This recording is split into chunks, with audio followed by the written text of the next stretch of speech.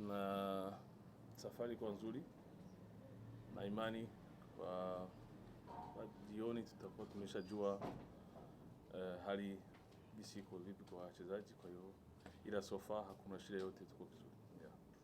Kocha, mchezo uliopita dhidi ya Young Africa mligawana alama kule Arusha.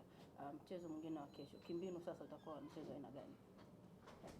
Utakuwa tofauti kidogo, na kwanza kwa sababu moja tulikuwa aina ya uwanja, tulikuwa nyumbani, sio kama wa KMC, na afu pia na level za timu ziko tofauti.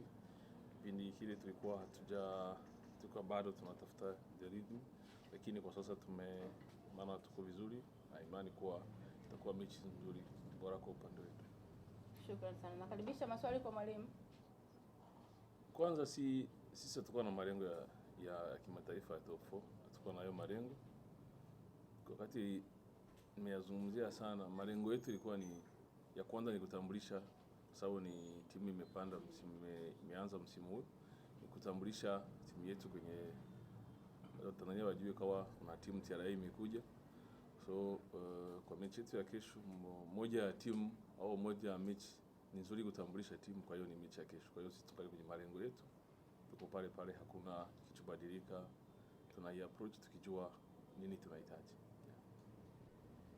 Tuna pointi 42. Kwa hiyo sidhani kama ikiwa hizo pointi 42 tumezipata kwa mechi tu hizo mbili umesemaongea. Kwa hiyo sikubaliane na hilo. Tumecheza na Singida, tumechezea hapa, tumepata ushindi 3-1. Tumecheza na KMC, tumeshinda. Kwa hiyo sio kusema tumeshinda tu nyumbani, tumeshinda hata away, tena mechi nyingi. Kwa hiyo hakuna ugumu wote tukiwa nje wala tukiwa nyumbani.